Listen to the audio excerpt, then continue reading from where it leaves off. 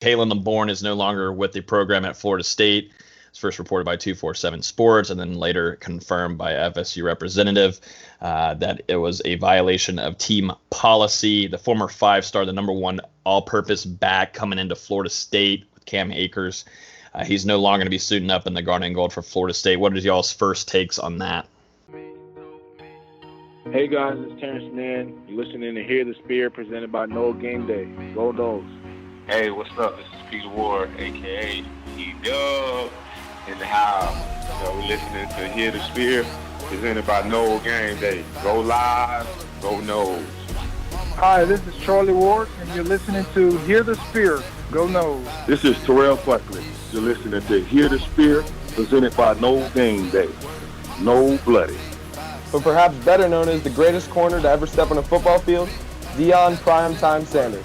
Great Deion Sanders, my brother. What's going on, man? I could wake up to that greeting every day, man. That was awesome. Hello, Noles fans. This is former Seminole Derek Brooks, and you're listening to Hear the Spear, presented to you by Noel Game Day. James Wilder Jr. What's going on, James? Thanks for having me on. SSOD, Florida State or Die, and go Noles. William Bar None Floyd. Gentlemen, what's up? What's happening, guys? This is Logan from Hear the Spear, presented to you by Noel Game Day. We are here on this beautiful and gorgeous Tuesday evening. This is going to be a massive Q&A podcast. No guest, even though we do have Nate Greer on. I guess we kind of count him as a guest since he says we don't bring him on enough. But we're going to be on here covering basketball, football, recruiting, everything involved. We went to Discord, Instagram, Twitter, to grab questions from you guys. So we have a lot. I think we have over like 40 questions to answer in this podcast. So sit back, relax, enjoy it. And also, as usual, make sure you guys go hit up iTunes, SoundCloud, Spotify, Google Play. That is where we are based out of. If you're on iTunes, if you rate us 5 stars, we really appreciate it. And if you leave a review, that would really help a lot. I actually want to read out a review from this past weekend. Actually, this is one from Mark Knoll Man for Life. On Saturday, he rated us 5 stars and said, "Great podcast for information and the best guest of any other outlet. Being an alumni of an ex-football player, I enjoy these guys' up-to-date information in both football and basketball, even the dry-ass dad jokes. Keep up the great work, guys, and someone sponsor these guys. Go Noles." So thanks for that message there. But yeah, I need to welcome the guys on. We got a lot of work to do tonight. Let's get after it. I've got Dustin Lewis, our lead writer and editor, Austin Veazey, our lead basketball writer, and then Nate Greer, Noel Game Day's recruiting insider, with us tonight. What's going on, gentlemen? What's up? What's up, man? I agree. Your dad jokes suck, Logan. Don't come after me. They're the low light of the podcast every week. I'm pretty sure that comment was for all of our dad jokes. Yeah. I mean, we do a pretty good job. But mine are terrible? They're pretty bad. Oh, my gosh. Well, that's why we're not doing any of that tonight. Just to let everybody know it's going to be a huge letdown. But there won't be a bad dad jokes segment. There won't be worst 3 segment or FSU trivia because, like I said, we have about 40, maybe 50 friggin' questions that we're going to try to run through for you guys. So it's already going to be lengthy. But we need to start off with some big news right off the bat, which I think is going to create a pretty good discussion. Khalan Laborn is no longer with the program at Florida State. It's first reported by 247 Sports and then later confirmed by FSU representative that it was a violation of team policy. The former 5-star, the number one all-purpose back coming into Florida State with Cam Akers. He's no longer going to be suiting up in the garnet and gold for Florida State. What are y'all's first takes on that? It's a long time coming. I think that, he's always been unhappy as a second wheel coming in with Cam Akers. I think he thought that he was probably better, so to speak, and felt he deserved some playing time, but everything was self-inflicted with him from the start. Couldn't stay out of the doghouse. Seemed very unhappy. Always showing that from that first offseason, he's looking to possibly transfer and constantly being talked into staying. So, sometimes you got to look yourself in the mirror, and while you have all the talent in the world, at the end of the day, if you can't keep your head straight and do what you're told and supposed to do, you're going to be in the doghouse and you're not going to get the reps and the playing time that you think you deserve. Yeah, very disappointing. And now Florida State basically loses 100% of its running back production from a season ago, with Cam Akers moving on to the NFL and Anthony Grant also leaving the program earlier this offseason. So you're really looking for Jashawn Corbin, fully healthy now from an injury a year ago, to step up as a starter. And then you've got guys like Juco LaDamian Webb and true freshman Lawrence Toafili, Ja'Kai Douglas, and Corey Wren at running back. And some of those guys are going to have to step up. It definitely sucks because, we've been seeing the work he's been putting in all offseason, and everyone kind of expected him to be focused and locked in and prepared for the season. And it's definitely disappointing to see him not be a part of the program anymore. Who do y'all have as kind of like that depth chart? Obviously, Dustin just named off some guys, but who is that number 2, number 3 guy for you guys going into week 1? I have Corbin number 1, Webb number 2, and then it'll be a mixture of the three freshmen, and depending on what the offense is. I do think that Douglas will probably play a lot more running back than that kind of hybrid role. I'm a fan of Toafili. I think he fits the offense very well. But Corbin's got to stay healthy now. He's the one guy who has Division I carries at this level. So, and for him to garner some all conference 4th team hype tells you that this kid's not, he's a good player. He did really well at A&M, so he's got to stay healthy. But I definitely think it's Corbin and Webb, and then we'll see what happens after that. Yeah, I pretty much agree with Nate. I think Corbin and Webb are your 1 and 2. And I think Toafili will probably lock down the 3 spot for the most part. He's the most complete running back of those 3 true freshmen coming into Florida State. But you should also see some Corey Wren and Ja'Kai Douglas and different kind of packages depending on what Norvell is trying to do. Corey Wren especially, getting him screen passes like Nate said earlier before the podcast, and throwing it to him out of the backfield, putting him in situations like that for success. That's where he'll be used.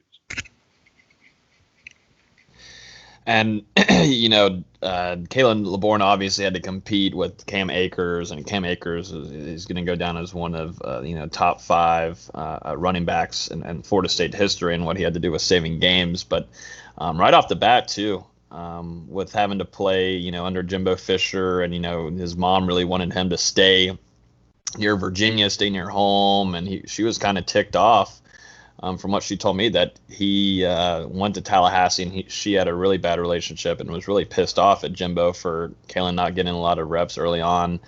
And like Nate said, there was things that, was kind of causing himself to put him into these situations of not getting the reps. Not, we heard things of him flashing during spring practice or during the camps before the season started, but never really got to see him stay in the game as much.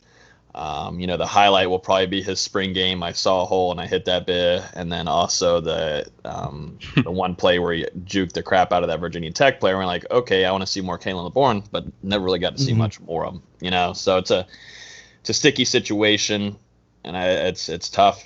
Florida State does lose a 5-star running back, but luckily Mike Norvell prepared, and that's what a smart coach does. And it seems like he prepared well enough to if this day were to come, and it wouldn't be a brutal hit. So the talent's there. The injury set him back, but at the end of the day, when you're a turd, that will hold you back when you get to that level. When you are a shithead, that keeps you from producing and being a guy who can be relied upon from these coaches. So look in the mirror before you make your next stop, buddy. And one just last little tidbit. I was hearing just this last Friday that he was feeling great. He enjoyed being around the staff. He was 100% and wasn't going to wear his brace. So whenever the news popped today, I was a little kind of in shock there, because I thought things mentally, he was kind of tunnel visioned into the new staff, and there was a lot of optimism there. But things like something must have either happened over the weekend, or there must have been some kind of decision that might have been lingering for a while. I don't know.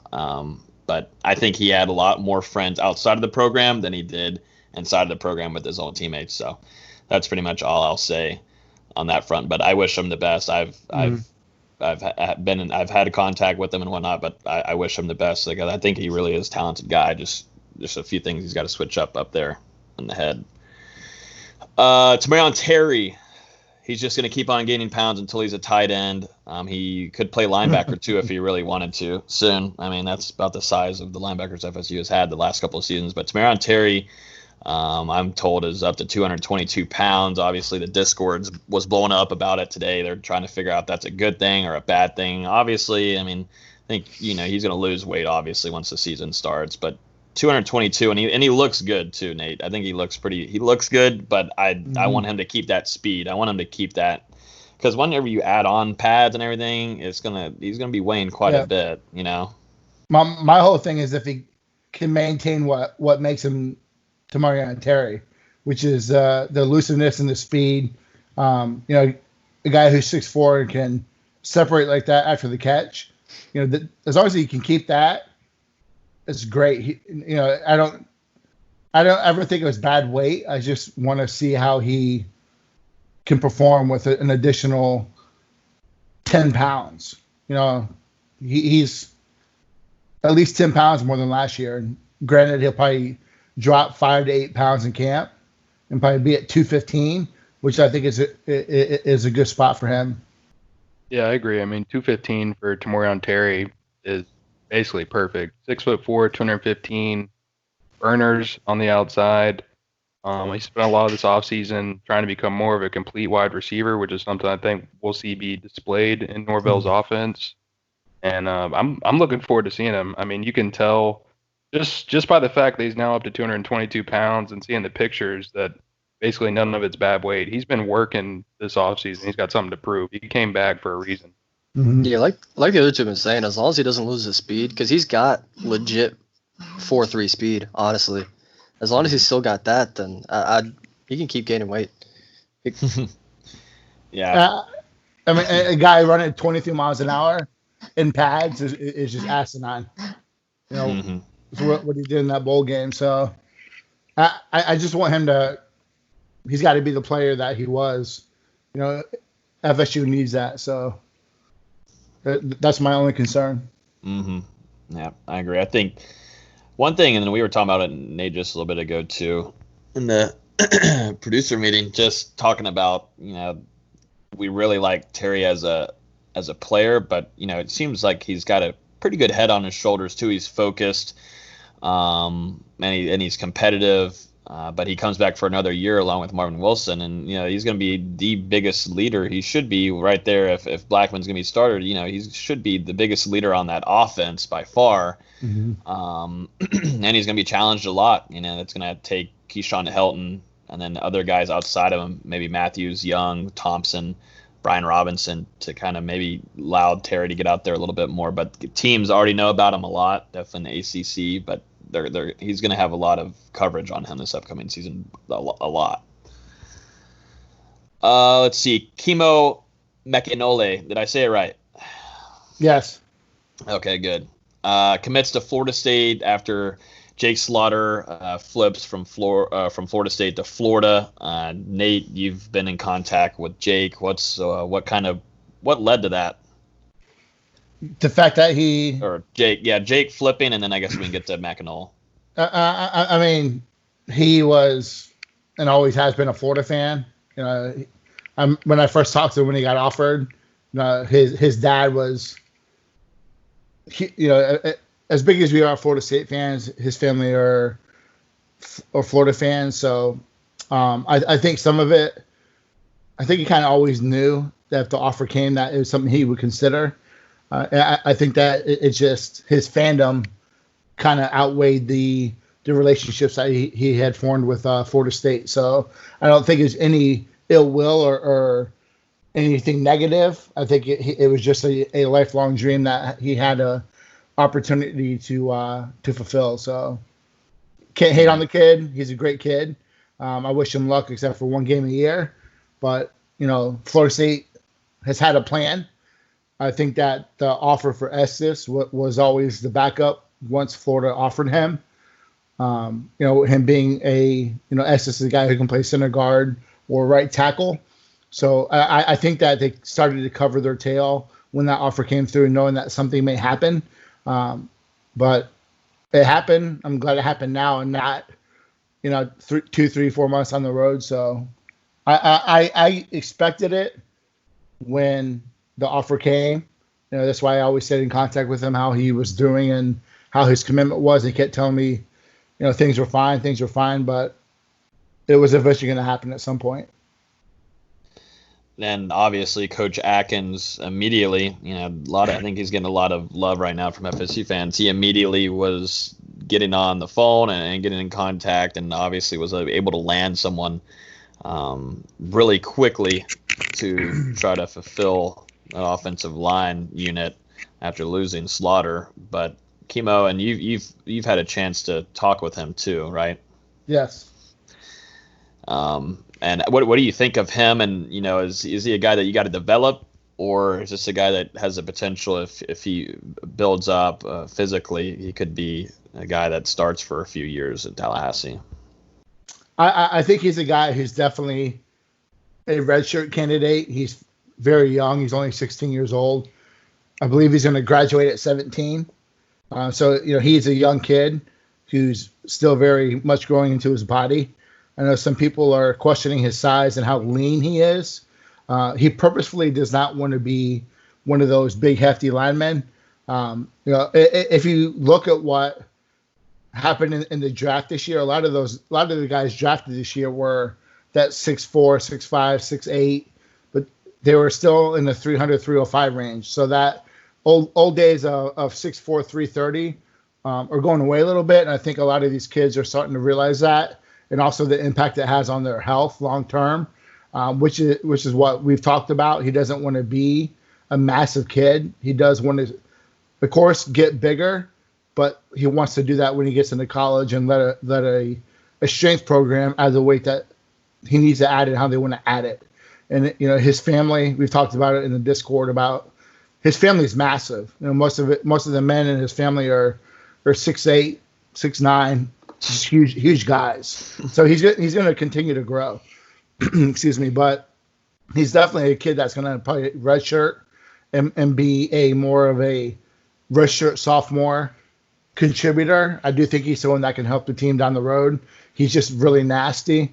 He's a mean offensive lineman, which is what FSU needs. He's a guy that when he gets his hands on you, it's over with. So he is a project, but he has a lot of traits that will that bode well for the next level. When I think mean, and if he gets a hand on you, it's going to be over. I think of Dante Lucas and how physical he is, and how obviously you kind of want to bring those guys in, because I'll be honest, I feel like the last couple of seasons, and I think a lot of fans will agree with me, is it's like patty cake out there after a while. I mean, they can hardly develop to even hold on to a guy and block him. But Dante Lucas is a guy that's got the mentality to just hurt you and just be mean up there. Florida State's had good defensive linemen, and they're disgusting and mean, but it's a whole 180 from. Absolutely. And I think we were hearing rumors last offseason that the offensive line was like beating the defensive line in practice. I don't know whoever was saying those things, but now thinking of it, that is the most stupidest thing that we were hearing. I'm sure it was coming from offensive line players spreading rumors about it, but I don't think Marvin Wilson was having a tough time with Juan Williams. I'll be honest. No, I went to IMG for the practices when they were down here, and watching Dante Lucas be the leader of that team and yelling at the guys for being soft, kind of said, there's no way that happened. I'm sorry. I mean, you got guys who were letting the damn sled beat them. And you got Dante Lucas screaming at him and cussing him out to toughen up. There's just no way. I don't buy that. No. That's why I think it was the fall of 2018 where Eberle said the offense was scoring nonstop against the defense, like just scoring at will. And he How'd also that said go? it was going to be one of the best offensive line in the country. Well, how bad was the defense though too? So it possibly could have happened. You know how poorly coached that whole team was. There were probably guys out of position, and who knows? Those practices from watching a few at IMG were just a cluster. So I wouldn't doubt it. Yeah. In that form, but I doubt that. Like you said, Marvin Austin's getting blown off the ball by, Bavion Johnson. Mm-hmm. Let's see some quick notes here too. I believe Eddie Goldman is going to be sitting out. Former Knoll, obviously a really good defensive lineman for FSU. Former Knoll, and obviously has been kind of doing pretty good there in Chicago. Also, he's going to check out for this season, opting out due to this COVID thing. So he will not be playing this upcoming season. Just announced now, Dalvin Cook has been checked in as the 21st best player in the NFL 100. I think that's pretty good for him. I think that's a very nice ranking in my opinion for him. After sometimes he'll sit out during games, but I think he proved last year how friggin' good he is. And Austin, you're a Vikings fan. Your boy's up there at number 21. How does that feel? You actually have a Vikings player up there. Yeah, no, especially because Harrison Smith was like 64th. I'm like, oh god, the players hate us. But to see Dalvin up there, he's got a lot of respect from the players, which is good to see.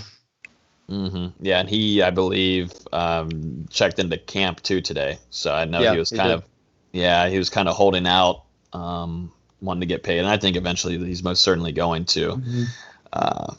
But yeah, there's some quick little notes football wise there. Well, was Derwin on that list? I know he's coming off the injury, so probably not. But yeah, I don't think so. I don't remember, honestly. Yeah, I don't think he's been on there yet, just because he didn't play that much last year. But I know the players. He hasn't been on there yet. He's in a ball this year. Yeah, most certainly. As long as he stays healthy, which that's the big thing with him. Yeah, exactly. Yeah, great to see Dalvin on there. 2 years removed from that ACL injury. Yeah. People forget about that. He tore his ACL 4 games in, and last year he dealt with the hamstring issue again. This past year he balled out. I think he had like 1,600 scrimmage yards. Yeah, he was leading the NFL in rushing for consistently through weeks after weeks after weeks. So, that horrible offensive line caught up to him. Yeah, and he started getting hurt towards the end. I think he had a shoulder injury in week 16, and I think he sat out week 17. You ever think Dalvin's got to somehow get bigger in his base? He's really big up top, but his legs are kind of skinny. Yeah. But he generates power for a guy who isn't that big in his legs. Yeah, he runs with so much strength for someone that's as small. Like, I'm not saying small, but yeah, he doesn't have as much leg strength as a lot of these other running backs. So, like, you see Saquon Barkley's got logs for legs. Mm-hmm. Yeah. If he was to get some of that lower body strength, I would certainly help him, especially those knees and hamstrings. I'm happy for him. I love Dalvin Cook, man. Oh, yeah. I'm really hoping he gets this bag this offseason. I'm assuming he'll get paid at some point. I know he get checked in because the CBA is basically worthless at this point. Mm-hmm. So we'll see what happens. I'm assuming he'll get paid, especially with Derrick Henry just got paid a couple weeks ago. I wouldn't be surprised if he got a similar contract to that. Yeah, he's a better running back by 10 times than Derrick Henry. So that's all I got to say. I don't want to argue with anybody else about it. And I don't give a damn about Saquon Barkley either. So we can argue about that all day long with other people, but Dalvin's just a different kind of animal. He's just a pure good running back, just nasty. And I think also if he does get paid good, it's good for Florida State recruiting wise, big time. Florida State should already be promoting that they've had stud running backs play in the NFL for a consistent amount of years.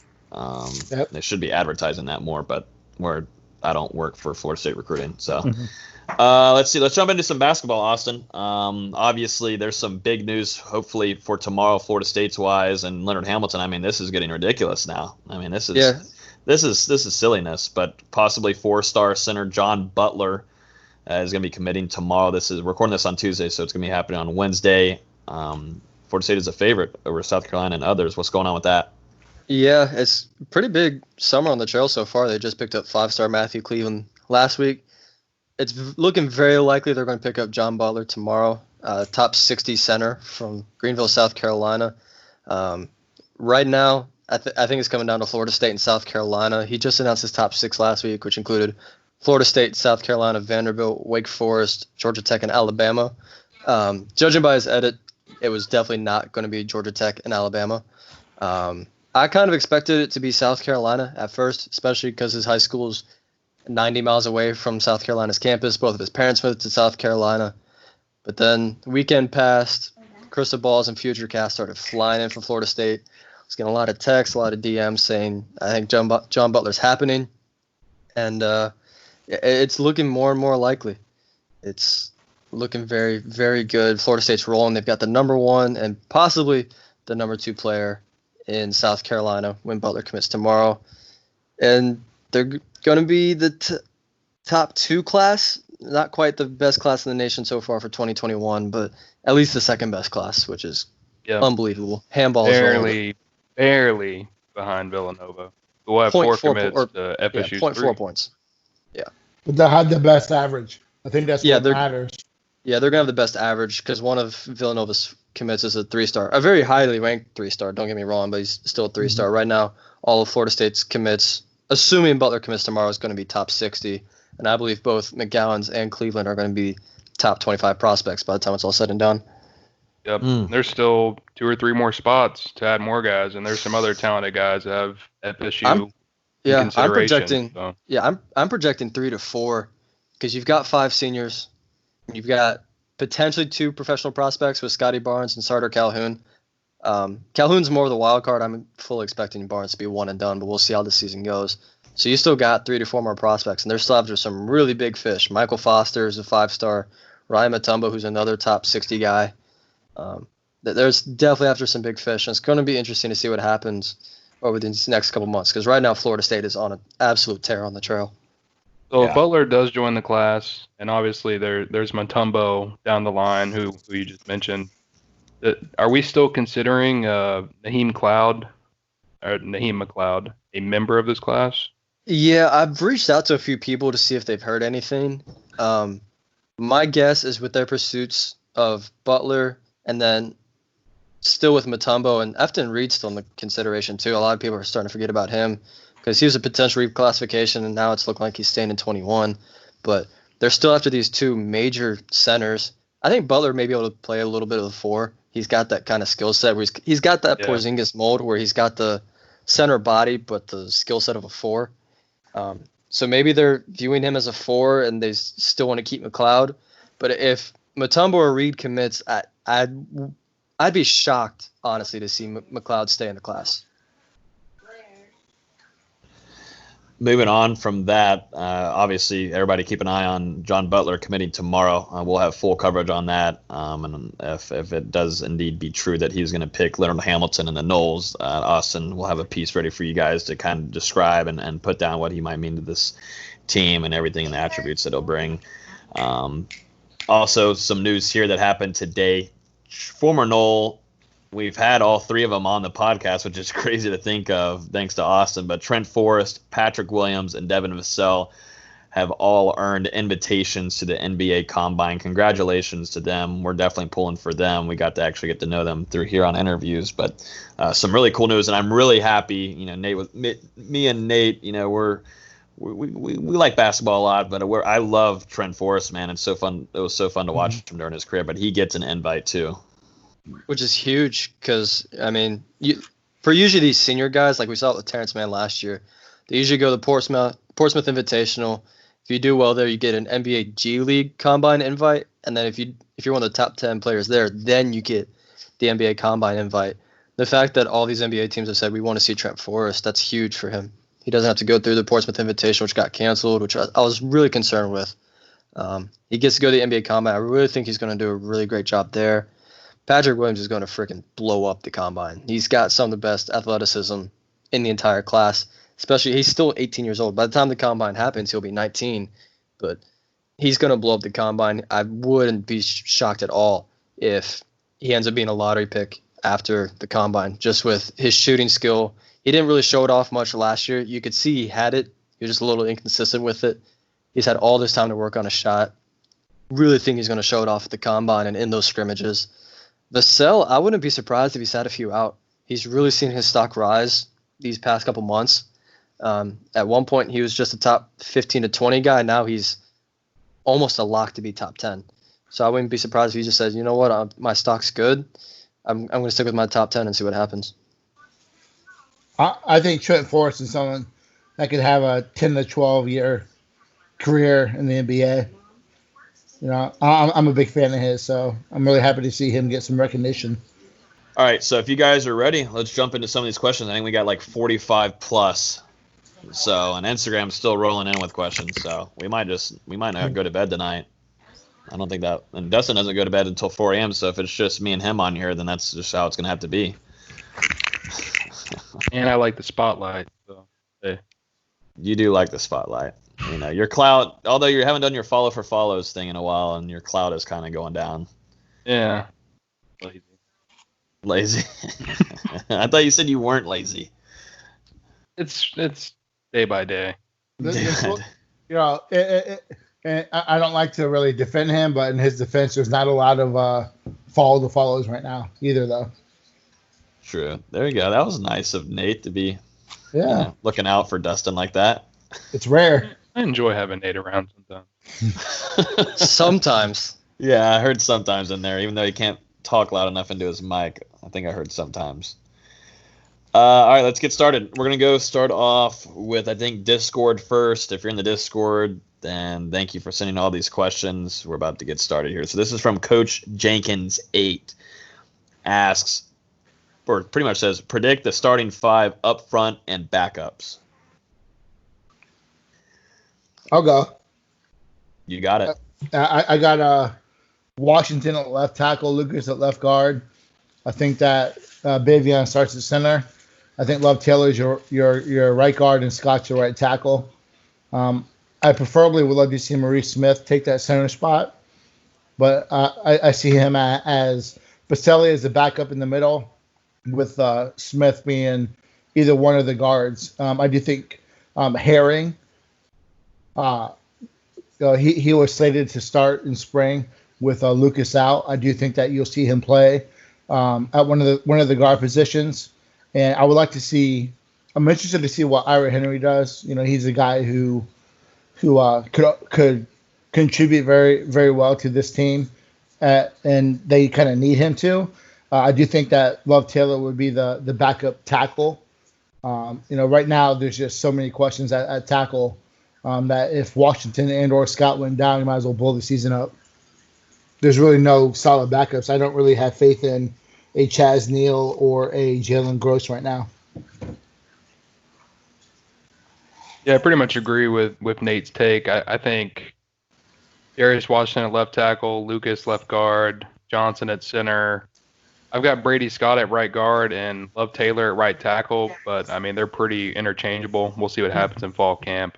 And then behind them, left to right, I've got Jalen Goss at left tackle, who, like Nate said, don't really have a lot of confidence with him stepping in there. So you're really counting on Darius Washington to play the important snaps. But Goss and I guess Jay Williams will fight for the backup snaps. And Maurice Smith, I've got him at backup left guard with Baselli at center. But I do think Maurice Smith is likely your starting center of the future next year, because that's a position he can play. So for now, Ira Henry at right guard, and like you said, Herring can play there as well, and then Chaz Neal at right tackle. So could be a solid offensive line. We'll just have to see. I'm confident in what Atkins brings to the table. Yeah. Moving on, this is from Jacob on Discord. He says, "Do we think we will take another center if we land John?" So I don't know who the last name of John is, but Nate or Dustin probably know that. It's Butler. John so Butler. It's actually John a basketball Butler. question. Yeah, it's a basketball basketball question. Yeah, so Oh, we touched wow. on it when we talked in the basketball piece. I still think they're planning on taking another center. Because like I said, he's got the skill set of a 4. It wouldn't surprise me to see him play some there and add another true 5 like a Mutombo or an Efton Reed. This next question is from Fiddle on Discord. Any idea when we will begin at West Virginia practice, or is the timeline still pretty much in the air? I can take it. I mean, personally, Florida State has likely been doing West Virginia prep since Mike Norvell arrived, and that'll only continue as we move into fall camp. It'll become more advanced, especially now that West Virginia has made that switch at defensive coordinator. I think they'll focus on that even more so.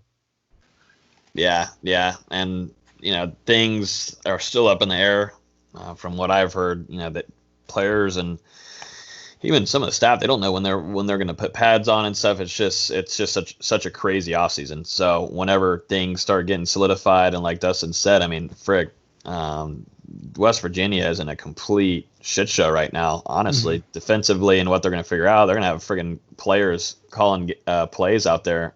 Said this before, though, so slow down. Well, yeah, I mean, but, just looking at the West Virginia game, Florida State probably really wants to play this game now. I mean, obviously.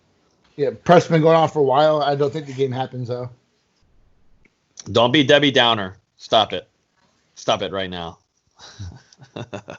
Next question is from Gino. Asks, with the way Fuller's defense operates, he plays at base nickel, in parentheses, 5 DBs, and played 3 safeties at a time at Memphis. If Jaden Woodby stays at inside linebacker and Dent moves to cornerback, who would be the 3 safeties? I count on Ham and possibly Fagan, but curious to hear your guys' thoughts.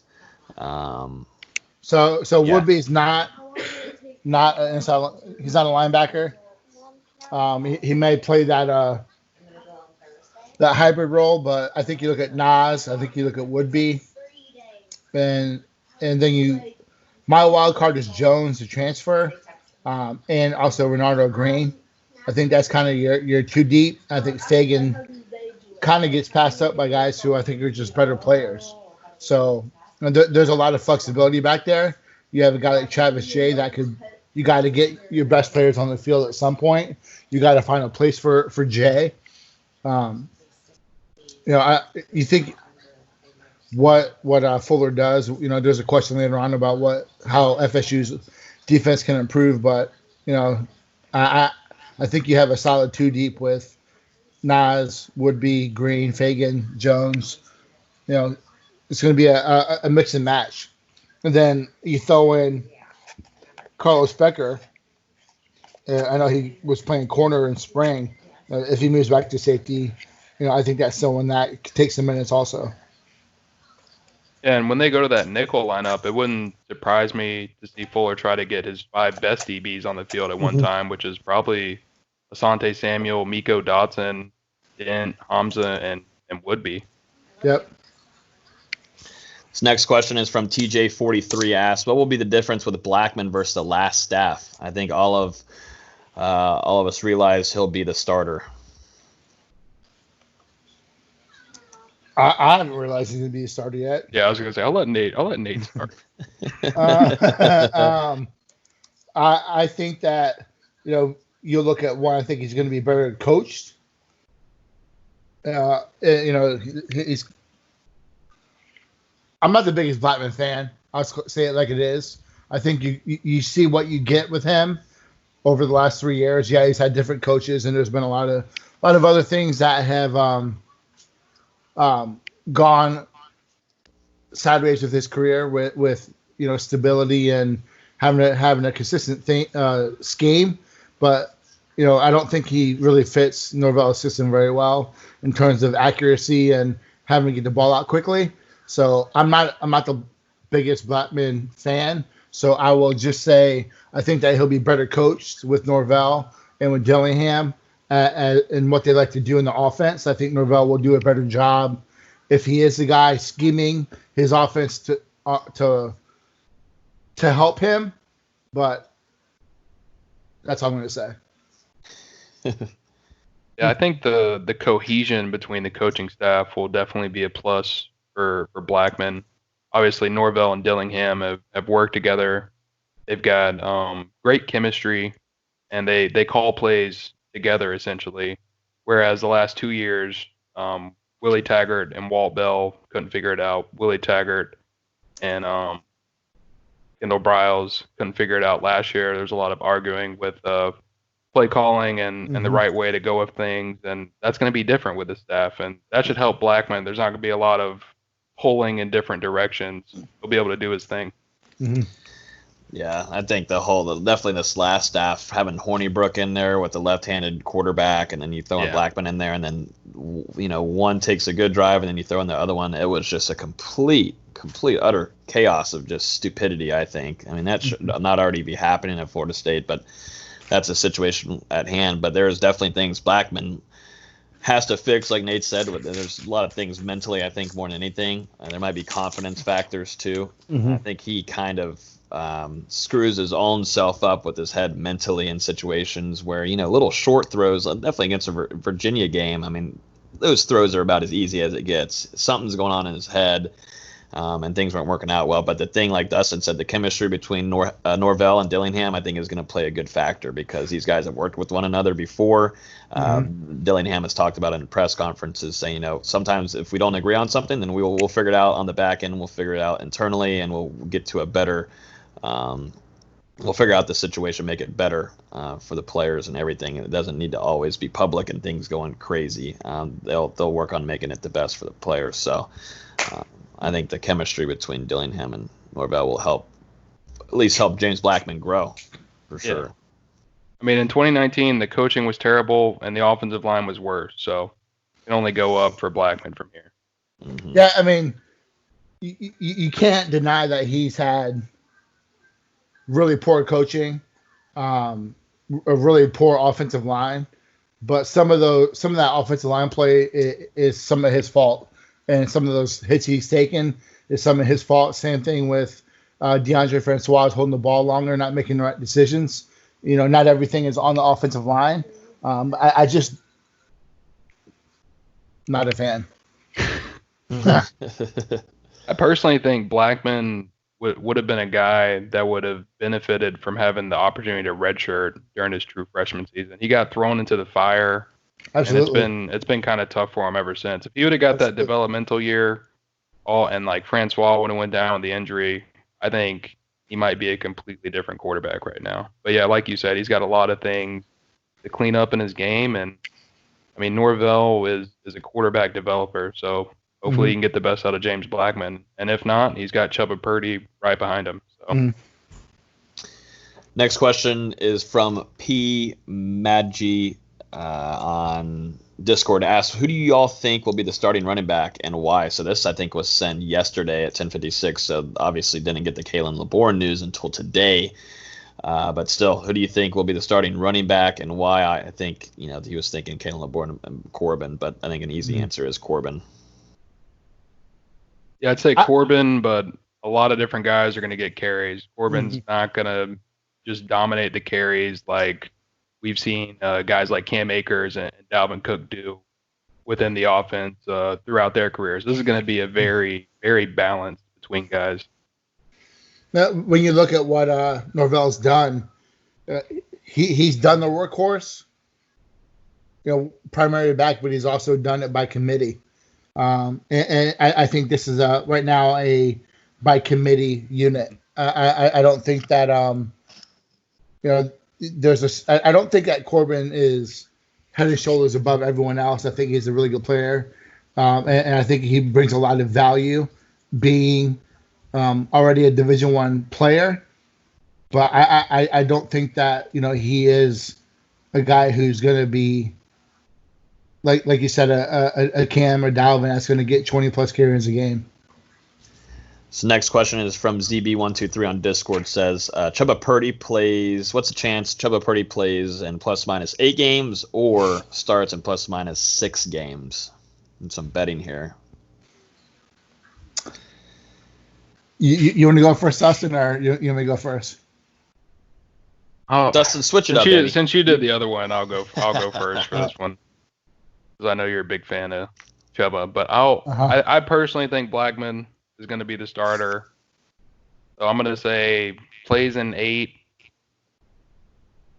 I'm going to say under because I don't think Florida State's going to blow out enough people, and starts under 6. I think that Blackman's going to start game 1, and then we'll see what happens after that. I think there is some truth to the talk.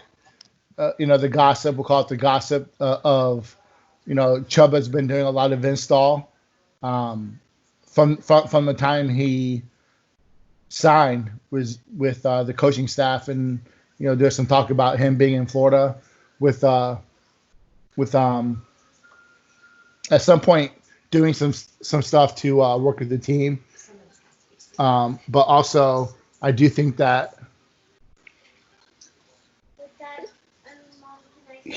he signed with Florida State for a reason. I don't think that, I don't remember which podcast I said it on. I think that, he was identified by Norvell and Dillingham, and things happen so quickly. I don't think that he up and makes that switch without feeling that he can compete for the starting job very quickly. Definitely.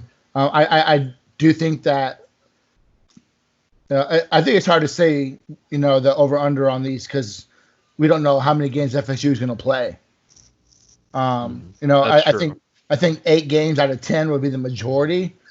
So I don't know yet. I don't think he plays. If he's a starter, which I think he ends up being a starter, I think that I'll call it a push at 8 games that he appears in. I'm calling push on both. I don't know yet. But I think that he ends up being the guy. Next question is from Super Knoll 2. Asks, what is the chance that we land Michael Foster? I think he should be a great addition to the 21 class with Matthew Cleveland and Bryce McGowan. So a basketball question here. Yeah, right now it's kind of leaning towards G League. I know the staff is they feel confident that if he goes college, that Florida State's in as good a position as any, but they're not putting all of their eggs in the Michael Foster basket in case he does decide to go pro. I'm kind of leaning towards he's going pro right now. And if G League throws him fat offer, I wouldn't expect him to turn it down. What do you think about guys like Cleveland or McGowan going that route? McGowan's is one of those players where this is going to sound negative, but it's actually a positive statement. I feel like he's closer to his ceiling than a lot of these high-ranked players are. Mm-hmm. Cleveland's more of a guy where education really matters to that family. I know he wants to major in criminal justice. It's like he may be one of those 5 stars that stays for 2 or 3 years just because he loves the college lifestyle. He'll probably get a G League offer, but I fully expect him to stay in college. This next question is from Rock18. This is a good one here. Flashback to the offseason after winning the national championship in 2013. Who do you hire at defensive coordinator to replace Jeremy Pruitt? I got 3 guys, actually, who I put.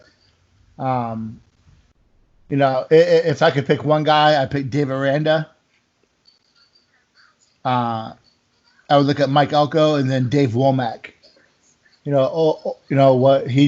Womack did at Ole Miss. They had the number 1 defense in the country in 2014, and they were high up there in 2013. I think those 3 would have been where I would go. I'd say Britt Venables, because you probably could have got him cheaper in 2013, and hey, you would have looked into something great about right now. If we're going to look at it realistic, though, I think I would have rather gone with Odell than freaking Charles Kelly. Yeah. If we're going to promote from within, why pick the worst position coordinator? Come on, you didn't like Third and Kelly? God. No. So you can't really hate on Kelly in terms of what he did at his position. Oh, yeah, that's true. Telvin and Terrence Smith were really good players, and even going back to some of those other guys. But, I mean, if we're choosing any of those guys, why him? Because I don't know, man. I think that was more just having some Jimbo's love, having some carryover, and thinking that 2014 would be just as good as 13. Not trying to shake the boat too much, but that backfired. This next question is from Luke Elmo 2323. Dustin, are you still watching Elmo? Every now and then. Okay.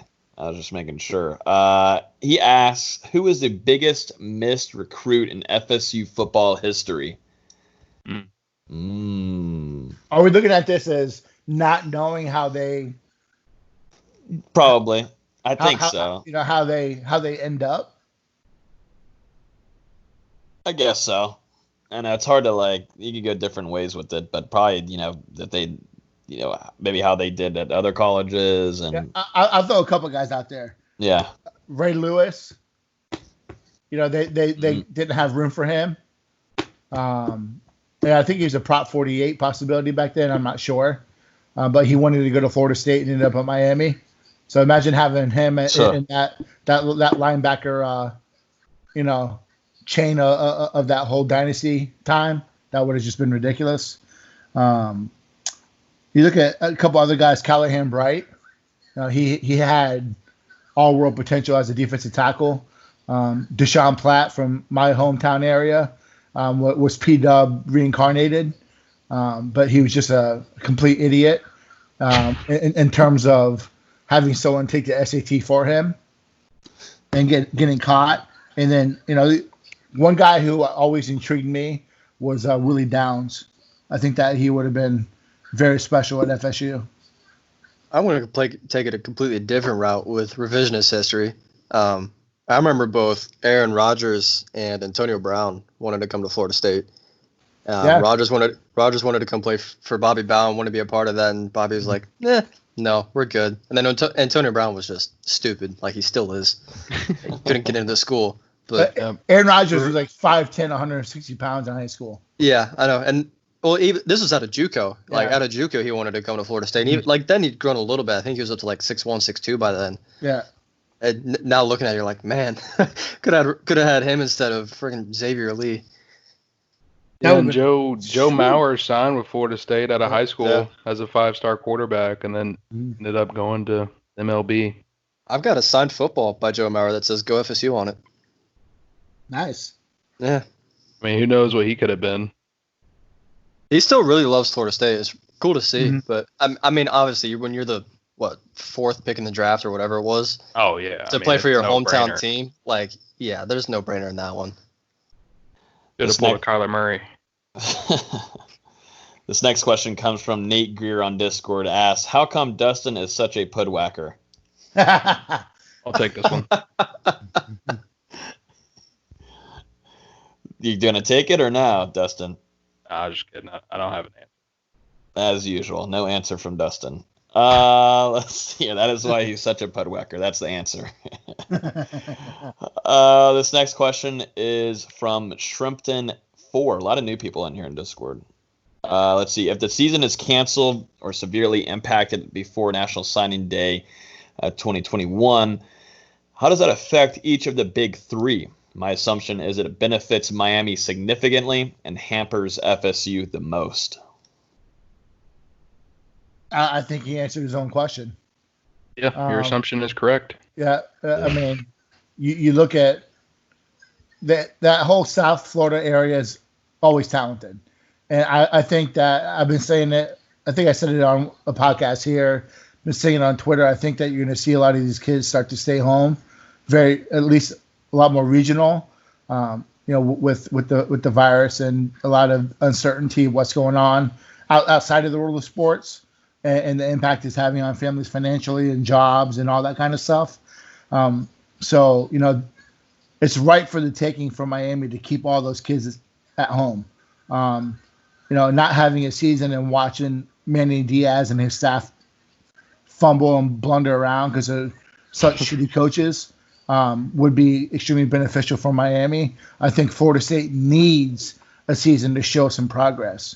They needed spring, they needed the camp season, they needed all that to kind of show the vision and prove what they're saying. So I think if a season is canceled and delayed or whatnot, I think that it's going to really hurt Florida State in terms of not being able to sell the turnaround. Where Florida's coming off 2 back-to-back 10-win seasons.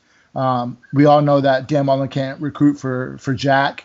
They're going to continue to take highly ranked, shitty character kids they'll continue to do that. So, Miami's going to definitely benefit by all those kids staying home.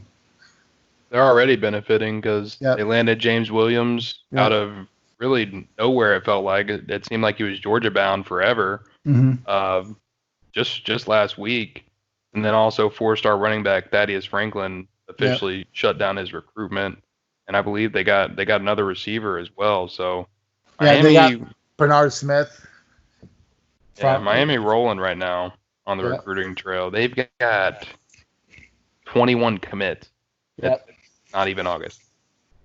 And it is what it is. It's great you get the guys in there, but until Manny Diaz can show that he can coach, I'm not worried about it. Yeah, they've been decommit you for a while. Yeah, I mean, I will give him props. James Williams, the best safety in Florida since Derwin. He's a really good player. But I'm not as high on the Palmetto kids as others. I think they've kind of leveled out in terms of ability. But Taylor is definitely the best of that group. But you look at when a school has a lot of highly ranked kids, it's always the lower tier kids that do better in college. So I think it's going to be interesting to see. I think a guy like Edwards, who's defensive back there, that's kind of not being recruited very heavily in state, could be a guy that goes somewhere and blows up. And I use the Levante David example. Went to Nebraska, wasn't very highly rated or recruited on that Northwestern team, and turns out to be the best of that whole group. So, you just don't know how things are going to work out. But long story short, yes, Miami will be hugely impacted by COVID. This next question is from Ed Kennedy VR Mod here on the Discord. He asked, what is the most overrated restaurant in Tallahassee that is a staple for the city, and why is it overrated? I said Gordo's because the food's horrible. I just don't. There goes the Gordo's sponsorship. Yeah, let's say if Gordo's, if you're listening or you're about to sponsor us, that's Nate. Yeah. Greer. I don't live in Tallahassee, so I do visit Tallahassee. I'm not a fan of your food. That's not to say that you would be a great sponsor, but the food is horrible. Way to save it. It is not worth the hype. I would have to say Hobbit, honestly, because I don't really think it's that good, and it is ridiculously overpriced. I mean, dude, I go in there, I get a burger, 10 wings, the fries that come with my damn meal, and a drink, and it's like $45. Jesus, that's a damn meal. You're getting 10 wings and a burger. It's $45. That's ridiculous. I mean, if I get corn nuggets, it's suddenly 60. Who actually eats corn nuggets? Dustin Lewis. Man, no wonder known this you're man weird. for Didn't even mention the pretzel bites, I guess. Yeah. Pretzel bites. Jesus, that's $100 tab. That's what I'm saying, bro.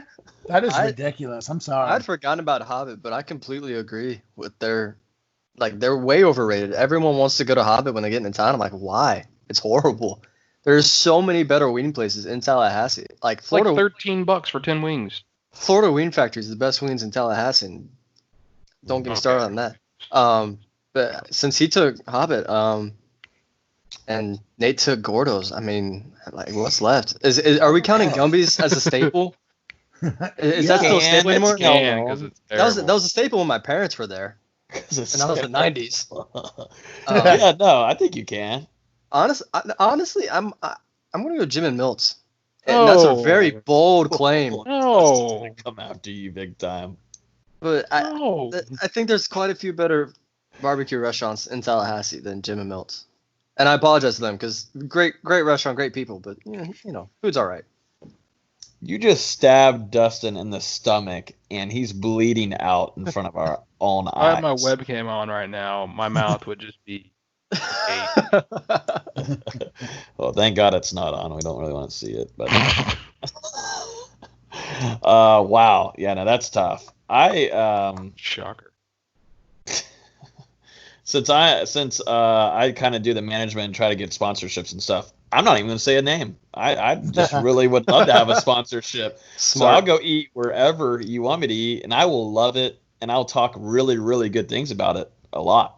Unless it's that Island Wing Company, because that place is trash. Oh my gosh, great. I was about to DM them tomorrow. Thanks a lot.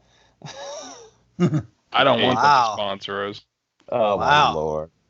I wouldn't call it a staple here, but they do have good baked wings. But probably not as good as Nate's. Sauce and take it somewhere else. You picked the wrong wings, and you had a burger at a wing place. Bro, they baked their fries. They were disgusting. I got a burger and wings to try it out, and it was all bad. The sweet tea, trash. Okay, yeah, no, me and you like our sweet teas, and we go to Sonny's like every time we meet up. You remember how bad it was? It was tough. I can taste it right. I had a beer though. Go to Bojangles for sweet tea, man. I've never had. I got Bojangles, man. Bojangles. Logan offered to pay for Island Wing Company, which was a terrible decision. I should have just bought my own meal. How'd you grow up? All right, next question. We got way more to go. Let's get going here. Let's see. This is another one from Ed Kennedy. Which would you rather have? Recruits being allowed to return to campus effective September 1st, but early signing day remains as scheduled, or outright restrict official visit nationwide through National Signing Day, but they eliminate early signing day? Holy shit, that's a lot to kind of mentally get down. I would much rather. Dustin's about to have an aneurysm. I'd much rather the visits be delayed and postpone early signing day. I think that a lot of coaches would probably agree with that because they really haven't had the time to get kids on campus and kind of really bolster and form those relationships. That's just my take on it. Next question is from Big Guard University. Says, part 2 of Ed's question, what's the most underrated food in Tallahassee? Jim and Mills. Okay, okay. Florida Wing Factory, hands down. It's kind of like on the outskirts of Tallahassee. It's like 30 minutes from campus, 25 minutes from campus, but it's absolutely worth it. They've got that express location that's not too far from campus, but yeah, Florida Wing Factory, hands down. You get the boneless wings or the bone-in wing? Boneless wings are chicken nuggets with flavor. Mm-hmm, thank you. Thank you. Boneless wings are phenomenal. Okay. Stop. I'm not saying they're bad. Takes. I'm not saying they're bad, but they're not wings. Well, wings aren't wings either. Bone ends. We'll get into a whole argument about this for at least 10 minutes. It's about to unravel real quick. Underrated food? I think every restaurant in Tallahassee is underrated. That's why I think you should sponsor this podcast at Hear the Spear. You can email me Logan@NoleGameDay.com. I think your restaurant, if you're listening, I think your restaurant is widely underrated, and we're going to get it out there in front of thousands and thousands of people. Hit me up. Go ahead, Dustin. Dustin's probably going to say the same thing. I don't really have anything to say. I said Jim Mills. Okay. Bring it back. My dad would like that. My dad loved going to Jim and Mills, so that's why you and him will probably get along one day. They have fair pricing and solid portions and great sweet tea. What more can you ask for? True. We are not fans of you, Austin. I don't really have one, to be honest with you. Whenever I come to Tallahassee, I eat two things. I eat Whataburger, and I eat. Choice. I eat. I'm a big fan of mellow mushroom. I used to eat that all the time. Oh, not Momo's? Oh, yeah. Come on. Oh, I knew that was coming. Mellow mushroom's closed, buddy. So you better find a new spot. So I've had Momo's once, and it was really good. Momo's is incredible. You get the Bradley's Country Sausage on it. And I always got to shut out Guthrie's, and nothing beats the gut box. Oh, nothing for sure. The gut box. So, but that is properly rated because it's elite. Yeah. So, I mean, if I had to pick an underrated, I don't think Bojangles gets enough love from my time of living in North Carolina. Nothing beats a fresh made biscuit chicken sandwich with some cheer wine. Gonna disagree, but you know. Mm. You can disagree all you want, but you're wrong. Whataburger biscuit. Wait, someone's in the back. Is that the wife? That's the wife saying that Whataburger is the most underrated place in Tallahassee. Yeah. I am right there. Very- I love Whataburger. It's definitely properly rated just because it is also elite. Yes. Whenever it doesn't take me 25 minutes to get through the drive-through, it's a great day. Yeah. Maybe if you wouldn't go through at 2 a.m. You would think that'd That's be the the best perfect time That's the time. prime time to go. No, it's not. I went at 1:15 the other night, and I was 11th in line. I was like, you know what? I'm gonna wait it out. You waited it out. You waited it out. Oh, I don't have anything else to do. I was like, whatever. You could be getting some was damn articles good. edited. Articles edited. There's, Maybe. I've done my job. Do yours and post them on time. The articles and drafts would Oh. say otherwise. I don't see any. All Looking right, good on my end. Oh wait. Yeah, there is still one from Charleston. There's one Anyway, in there. yeah. Next question is from Bob Peer. Asks, any chance this is Odell's last season on staff? And we'll try to run through these kind of quickly here. Yes. There's Everyone definitely a hates chance. Odell now. They don't hate him. It's just he's getting a little up there. It's time.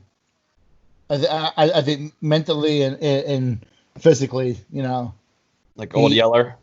it's time, man. Yeah, It's time. I agree. I think this is. I didn't think it was going to be his last season, but we were talking about the follow the follows earlier. I've been looking through Odell's follows whenever I do my follow the follows. He's just been following some pro fishermen, not even any recruits, just pro fishermen. I didn't want to put that out on Twitter, but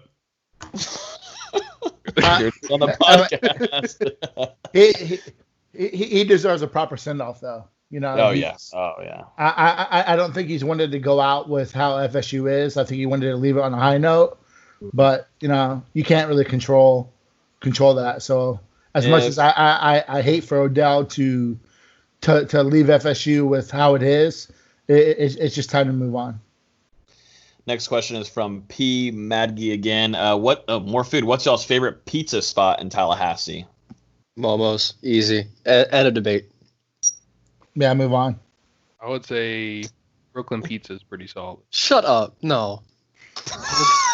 Momo's is good. Brooklyn Pizza's pretty Stop. good. They're different. They ain't that different. When I was in college and I'd go home to visit my parents, they would make me go to Momo's and pay for their own pizza and drive it 3 hours home to Jacksonville just so they could have Momo's. It's that good. Good for them. No, it's an elite spot. And you not saying Momo's makes me question your judgment. You said Momo's, so I said Brooklyn Pizza. We can have different pizza spots enter this space. I also wanted to mention Gain Street Pies. It's pretty solid.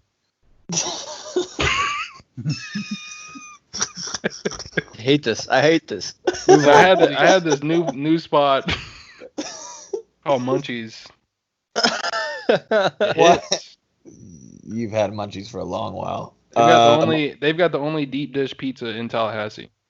That is a big deal. The fact that you like deep dish says a lot about I don't like deep dish. I'm just saying if you like deep dish, they've got it. Are you advertising for them? You might as well make lasagna. They're not even a sponsor, Dustin. Jesus. I hit them up. I got to connect. I DoorDash that bit. What's my favorite pizza spot in Tallahassee? Anyone that wants to sponsor us in pizza spot, they will be my favorite. They will be my Except favorite. Papa pizza John's. spot. That's trash. I'm willing to go the Papa John's route, whatever it takes. Whatever it takes. This comes to the second question from Pmod J. Asks, why was Laborn removed from the team? Extracurricular activities? Is that what we can say? Mm-hmm. So if you want your answer, go on YouTube and Google the song "Mary Jane" by. Okay. Go. Oh man, yeah. There's your answer. Social Knoll 18. Never mind. You don't have a question. You're just talking in the chat. Cool. Who will be running back to? Yeah, thanks for being in the chat. Always. Again, P Modgay says, who will be running back 2 since Laborn is gone? I think we talked about this earlier, but I think a lot of us agreed that LaDamian Webb LaDamian Webb for me at least. That's my take. Mine too. No disagreements here. Bob Peer asks, any expectations for Jordan Wilson to contribute this year? Dustin, you have your depth chart projections, and you put some stuff together. Who is going to be? Is Jordan Wilson going to put in some time this year, you think? I've got him listed as a starter right now just because he's a veteran and has a lot of experience. But I think him and Cam McDonald will get a lot of time together because Norvell likes to run 2 tight end sets. And I think Wilson will be more of the blocker in those scenarios while McDonald will be going out for passes. Yeah, I mean, Norvell runs 30% tight end, double tight end, so he's going to play a lot. There's a reason why he's coming to Florida State as a grad transfer. I do agree with Dustin that he's going to be. I think he won't necessarily be known for his catching passes. While I think he'll be someone that can, be a guy that catches 10 to 15 balls. He's definitely going to be an added piece in the run game and being a blocker. Just to throw this out here before we move on to the Twitter questions, I just got an email confirmation from OnlyFans from Hi Tony Pierce. So I guess someone's got a OnlyFans of me. Just throwing that out there. I guess I now have an OnlyFans. I did not need that bit of information. Tony Pierce has set up an account for me supposedly, so I got to send in my email confirmation. So cool stuff there. I'll subscribe. Oh, God. All right, I should have never said anything. Twitter questions here from our followers. Let's see. First one comes from Heath, our big-time listener. Shout out to him. Says, has anyone heard anything about if Coach Atkins has reached out to Malachi Hayden, stud offensive tackle in high school, would be a stud interior guy opposite of Dante Lucas? No. I think the main reason why is right now he's 6'2", 270. He's not the biggest guy. I think he's very, very similar to a couple other guys FSU has on the board that they have not offered. So while I think he could be someone that we'll see how he develops. If you watch the tape, he is a good player. He's from Tennessee. Not sure, he would be a tackle. So on the next level. And I think at 6'2", 270, you're looking at a center, not necessarily a guy that can play guard. He doesn't look like he's built like Aaron Donald, so he's jacked. He's very physically in shape. Doesn't have the longest arms, which you need for an offensive lineman that short. So I mean, I don't think right now he's someone that's on the board. Next question comes from TWill_23. Says, hypothetically, if Trevor Lawrence opted out of the 2020 season, what percentage would you give Florida State to beat them? 15. I was going to say 10. What was it going to start off as? Never mind. Oh, it was definitely 0. It was 0 with Trevor Lawrence, 10 without. Like -50 with Trevor Lawrence. Yeah. They will play Clemson 100 times with Trevor Lawrence and lose 100 times right now. And I hate saying that because I hate Clemson. I think Dabo Swinney's a douchebag, and I think he's got a lot of skeletons in his closet that are going to all eventually fall out. A la Tiger Woods one day. Guys who preach the Bible and thumping of Jesus, my Savior, and behind the scenes is just a dirtbag. I hate those kind of guys, so I can't wait for them to fall off from grace. But right now, Florida State has no shot at beating Clemson. If they had no Trevor Lawrence, I think they would lose by 25 instead of 50. All right, so let's move on to the Instagram questions. A lot of these are all over the place. So obviously the big one, I think we had multiple questions from Andy, Clayton, Swartz, Bush, Jake. A lot of questions. I think you here. should start with Andy's question. No. But yeah, just pretty much asking what happened with Laborn. We answered it earlier. So yeah, that one's over with. That was pretty much a majority of these Instagram ones. Let's see. I think Brittany's asking here, or Britt Newsom's asking, what game ever was FSU's worst game? 2006 Wake Forest. Yeah, exactly. Is there any other argument? Personally, yeah, I think there's one argument. 97 Sugar Bowl, losing to Florida for the national title. Yeah, that's pretty brutal too. I mean, granted, that was. I hated that. That physically is my worst game ever. I broke my toe kicking the ball. Oh no! Damn. I'd like to toss 2016 Louisville in the ring. Yep, and I would also like to toss a win in there. This last year's game against Louisiana Monroe. Yeah. Or that What about- Sanford game in 2018. That was bad too. Even going back to the Boston College game, I think it was 2017. 35-3. Oh. No, where it was pouring down rain. It was at home. It may have been 2018. It was pouring down rain. It was like 19-17. It was brutal. Mm-hmm. Let's see. It wasn't like Florida State's worst game. I mean, it was a close game, but like just to brutally affect fans and definitely, I mean, my family was at the game in Atlanta, but having that kick six happen against them, I mean, that was, I mean, the timeline, I think that's when it just killed itself. FSC Twitter immediately kind of just went into a bathtub and kind of got the blades. Dropped the toaster. Yeah. Well, Florida State is.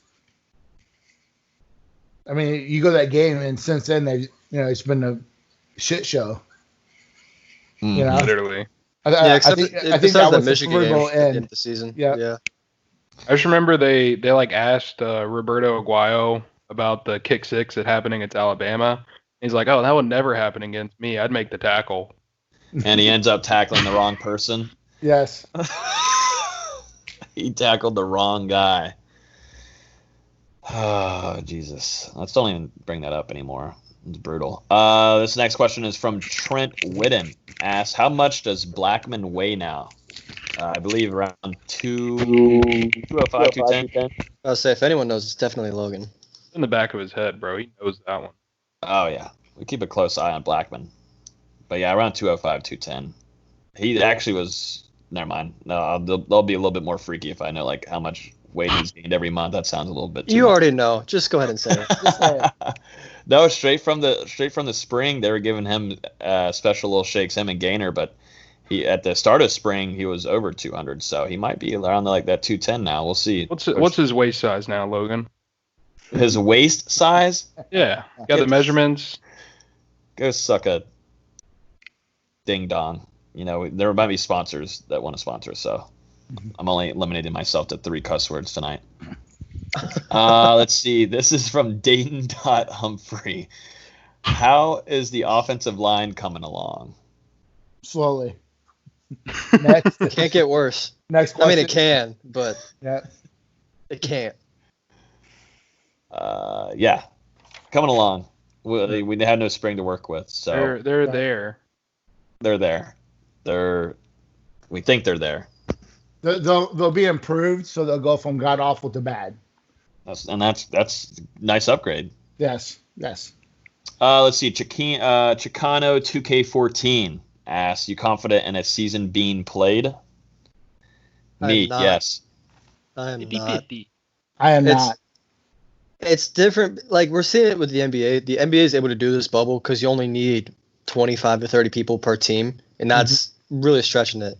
We're seeing it with the MLB now, where these guys are still having to travel, and the Marlins had 13 positive COVID cases 17. the other day. 17, yeah. So it's impossible to do these bubbles with college football and the NFL. I'm really skeptical on the season happening. I think college basketball will happen. Just again, they made limited to conference play only and just do bubbles. But I'm more confident on college basketball than college football. I think college football would happen if they moved to more regional, like a Florida State playing FAU, FIU, UCF, USF, keeping it that close. Even if you play a conference game, going up to Syracuse, I don't know if that's really feasible right now. I don't know if it's smart right now either, though. So, I mean, maybe they follow the JUCO route and play in spring. I don't know. I'm just not confident season's played, which hurts my feelings. I'm optimistic, and Nate's being Debbie Downer tonight, and Austin's just a usual Debbie Downer. So I'm saying that there is going to be a football season being played. You say Debbie Downer, but we say realistic. Yeah, I'm optimistic and realistic. I think it's going to be played. These teams need some money, even though you're not going to get them from stands and whatnot, but TV deals are going to do it. I mean, the TV deals, what they're going to do is they're going to look at how every frigging game that's being played on national television is shattering records. So, I mean, they're going to just present that and make a shit ton of money off of it, I think. And I just cussed. That's my fourth cuss. I just screwed it up there. I don't know. I'm optimistic, though. Fingers are crossed. I just feel it in the air. It's coming. It's just going to be... It's one of those things. I'm just gonna go because I hate you. It would have to be one of those things where it's similar to a bubble where they all go to one city. I don't think you can have them travel and make it realistic. Like all the ACC teams would have to go to Charlotte, where you can play at UNC Charlotte's campus, Bank of America Stadium, these other schools or these other stadiums that are around Charlotte. And the SEC would maybe have to go to Atlanta and do the same thing with Georgia Tech and Mercedes-Benz Dome and things like that. I just don't. I mean, what are you going to do next season? I mean, eventually you're going to have to play, and some kids are not going to be able to play the game. You just have to get it going here. What are we going to do next year? Go through the whole same spiel again? By next season, you'll hopefully have a vaccine. We're not even close right now. It'll be like required for every college student to have the vaccine. By the time that's ready, though, I'll have a gray beard, I'm sure. Well, we'll see what happens in 98 days. Yeah. You know what happens in 98 days, right? Dustin grows facial hair. I don't even know what's happening tomorrow, much less 98 days. The election. Oh, gosh. So. That'll be real fun. We'll see how prevalent COVID is, but that's a whole different discussion. This is next question from Knowles.access asks, QB room. That's all that it is. Three different questions there, bro. Well, there's three, but we've already touched on the offensive line, and the other one's just upcoming season. So are they asking how we think it unfolds, or? Yeah, probably unfolds. I'm guessing I think just a quick little preview. Yeah. I think you probably start the season with Blackman. I don't think he's going to be the guy. I've already said how much I'm not a fan of him. I think that, Jordan Travis does not fit this offense because he just is unable to hit the broadside of a barn. What he can bring as a runner. I think that, maybe Norvell has something for him in a special package. He is a really good runner, but I think it comes down to, you're looking at Blackman versus Purdy with possibly, Tate being a third guy. I don't think that Travis really has a role in this team moving forward. If we're still talking about Kendall Briers and Willie Taggart, I think it's a different story. This next question, hey, Logan, do you miss me? No. That was actually a question.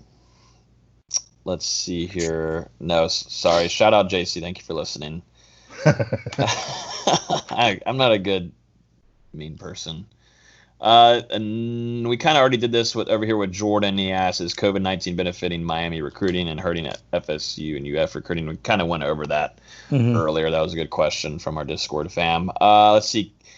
Kenny Joyce15 asks, I personally think this can be a top 25 defense. With these new coaches, what do you think? Go ahead, Dustin. If you can go first. I'm gonna say yes, because I think Florida State still has a lot of talent on defense, especially up front now on that interior defensive line. If the linebackers can take a step forward under Chris Marv and those talented DBs can finally start showing it consistently, I think the defense could look very good. And I mean, you've got Adam Fuller, who is a solid defensive coordinator. Obviously, Marcus Woodson coming over from Auburn, Odell, John Papuchis. I'm excited to see what the defense is going to do. They've got some guys. So, I agree that, FSU is not lacking. I think that it comes down to a pass rush and what they can do generating, getting pressure to the quarterback, which is something they struggled with the last couple of years since Burns left. But, going from near 100 up to 25, I think it is a lot to ask. I think making the top 35 would be a major feather in his cap.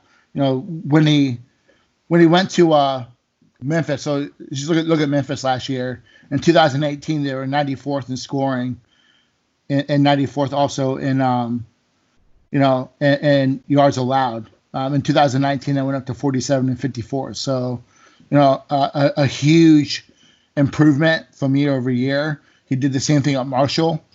At Marshall in 2018, I think he was only one of 3 teams that didn't allow a 100-yard rusher. So, he's a really good coach. As Dustin said, there's a lot of good assistants that they brought to the team. I think if they get top 25, you're looking at a Florida State team that might be a top 15 team.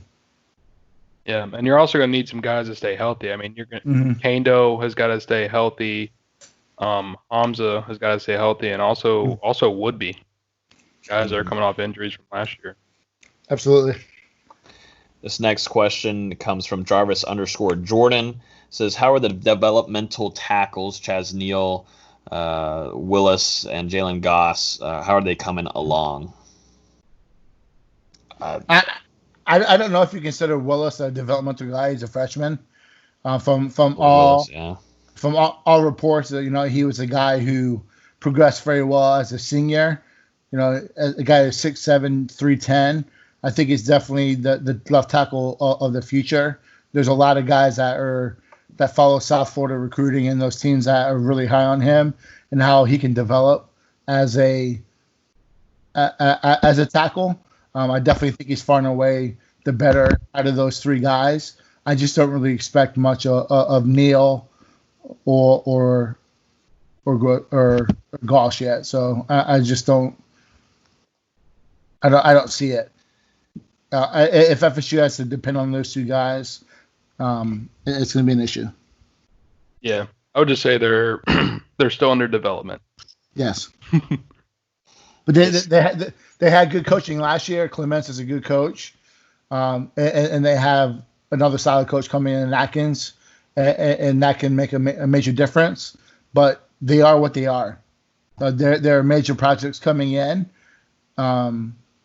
Neal being a move over from defense and Jalen being 240 pounds coming in, very, very, very thin.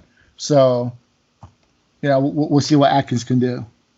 Yeah. Like you said, it's been really tough for Goss to gain weight so far over his career. And then Chaz Neal kind of been the opposite. He's completely reshaped his body. I think I was doing the math on an article I wrote a couple weeks ago. He's added 82 pounds since arriving in Tallahassee, and that's just he looks continued over this offseason. And I think with Alex Atkins there, who was really a tutor on the offensive line, that's going to be really big for him.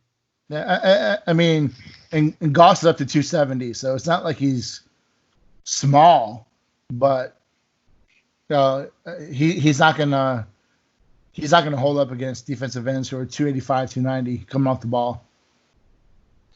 This next question is going to be coming from Leo Sursus. Asks, you think they will make a multi-million-dollar football-only facility? What is the deal with that? So maybe asking for an update here on this end regarding the football-only facility. We know that Willie Taggart at some point made a pretty decent donation, but that's probably going to be reversed backwards, and he's going to keep that moolah.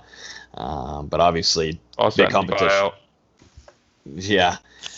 obviously. And then also the Clemson's got their football-only facility. Florida State's been lacking in that area, and really what they have is the more. And I think the main problem, too, is for having the more there and having to deal with also scheduling your workouts with other sports teams in there. I think track and field works out in there along with some other teams. It causes for a lot of you have to rely on different scheduling and different stuff like that. If you could just have a football only facility, they could just be able to prepare on their own workouts, and classes would be able to be managed a little bit better scheduling wise. But we haven't heard too much about it, but we know that it looks nice. I think it happens. Wins cure all. FSU starts to win, that money's going to come magically appear.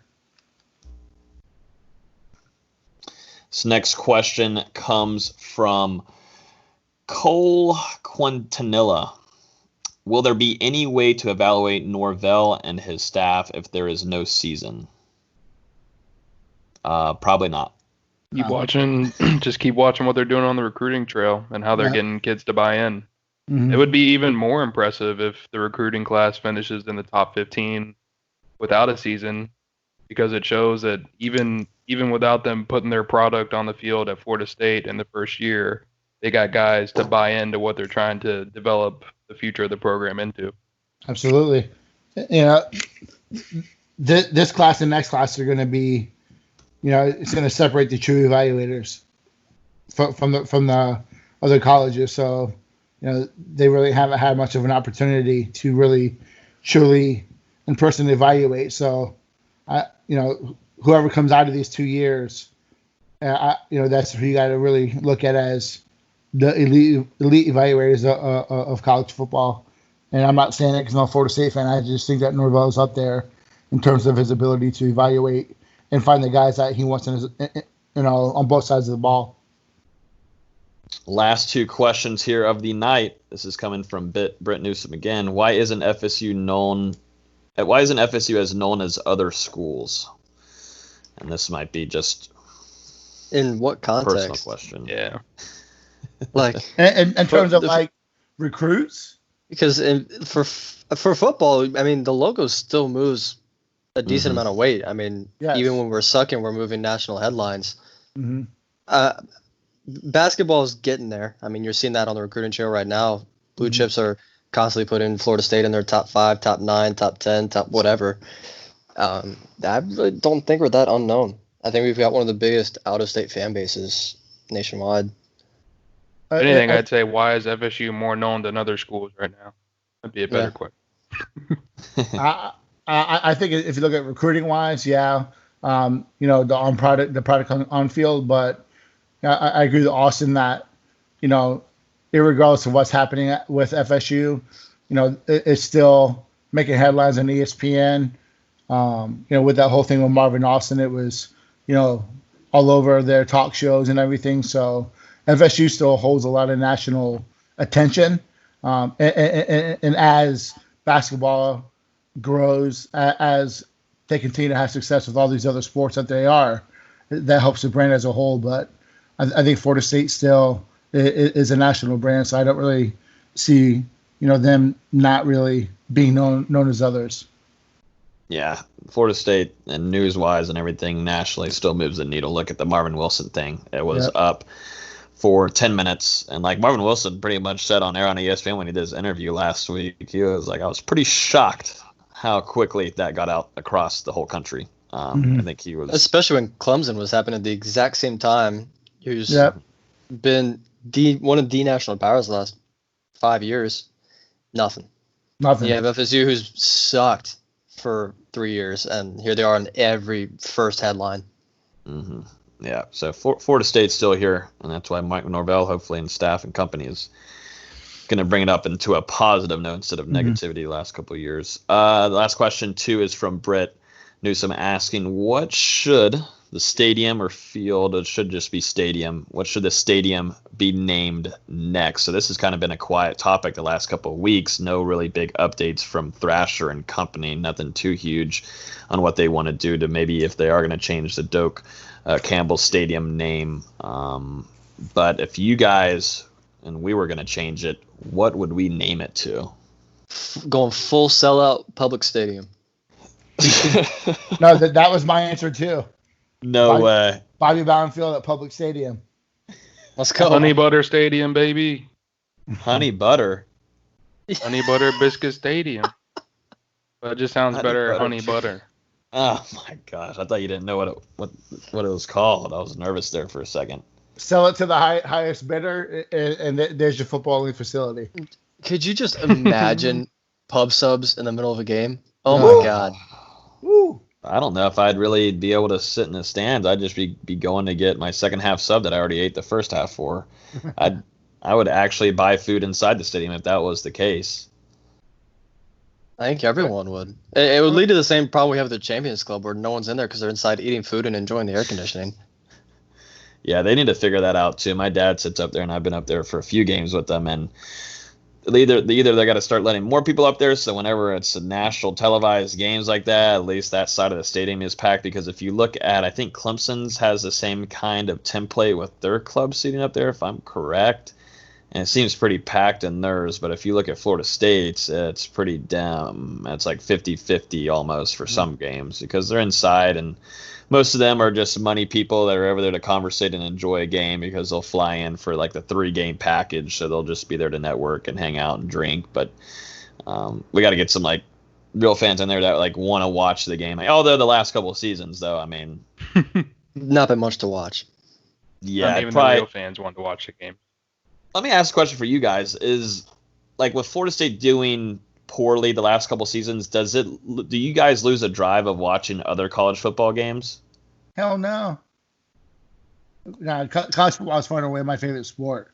I watch Southern Tech versus Northern State if that's on TV. I love college football, so it just pisses me off more than anything knowing that FSU is. You look at LSU and, their kind of rise under a guy who was a freaking bust at Ole Miss. So part of it is luck and luck of the draw. I think that plays a part, but, it's also hires and, your support staff, which FSU has done a really poor job at. It just makes you really pissed off as a fan that they've let it get to that point. I would say it makes things a little bit less exciting. Like if there's a really big game on that I'm watching, normally I'd be like, all right, let's see, like Ohio State's number 4, FSU's number 7. I want to watch this game and see how good they are compared to FSU, and maybe they're going to play each other in a bowl game down the line or something like that. Now it's like Ohio State's number 4 and FSU's number 134. I mean, does it matter?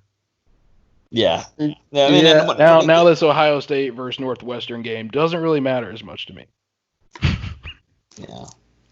Well. Yeah, I'm kind of that same way with. I'm the same way with Dustin. Like if there's a huge game on, yeah, I'll watch. But like, I only watched one of the playoff games from this past year, I think, and then obviously the national championship. But it just doesn't draw me in. And obviously, I'm more college basketball now. Part of being with the basketball team for 3 years, you kind of grow out of college football a little bit just because you're on basketball 24/7.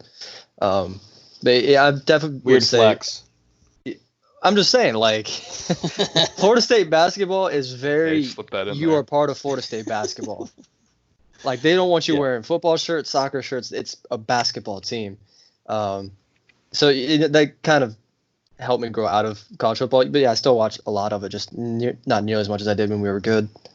Mm-hmm. I think I've lost a lot of drive, I'll be honest. I mean, I probably watched more NFL the last couple of seasons than college football, and I used to love college football, but whenever FSU's not in the mix and you can't even watch Florida State games and cover them to really like get any kind of drive of like, oh my gosh, do they have a chance to get up there and compete with Clemson and just your division? Like that's not even a game, like that's not even a chance. Like after 5 weeks into the season, then there's I just lose a lot of the interest. I don't really care about the ACC standings, and then if you think nationally, I'm like, well, Florida State being the top 40, it just I just lose a lot of drive just watching.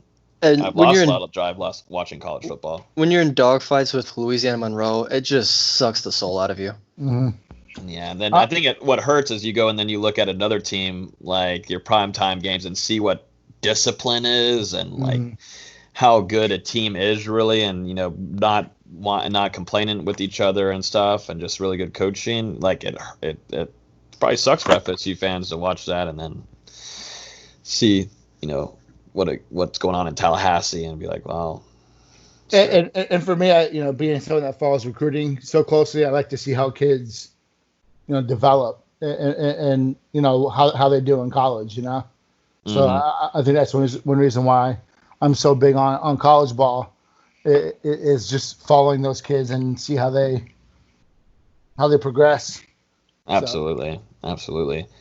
Well, I think that's going to end it off for this podcast. An hour and 40 minutes, about, I think, an hour and 20 minutes of that is full questions and answered. So definitely appreciate everybody from Discord. Discord's been blowing up, over 1,200 members on there. Thank you guys for sending in questions, along with the Instagram family. And then the Twitter guys that threw a couple in there too. I really appreciate it. Next week, I think we're going to get here and start previewing depth chart projections. Dustin just released all of them, offense, defense, and special teams. So I think that's when we'll start getting into the groove of previewing those position groups and going dialed in and figuring out where guys might fit the best, because we didn't get to have a spring to really go off of. So it'll be interesting to see some guys' takes on where they should go on those depth chart projections. But yeah, as always, definitely if you're on iTunes, we would really, really appreciate it if you'd rate the podcast 5 stars. It helps a lot, more than you think. And if you leave a review, that helps a ton too, and we'll shout you out on the next podcast. Make sure you hit those subscribe buttons on iTunes, SoundCloud, Spotify, Google Play. We're on Twitter at Hear the Spear. The guys' Twitters are down below. We will talk to you guys in the Discord. Football's in the air, except for Nate's, Debbie down herself, and Austin's too. We're not listening to them. Football's coming, I think. Fingers crossed. We will talk to you guys next week. Appreciate you.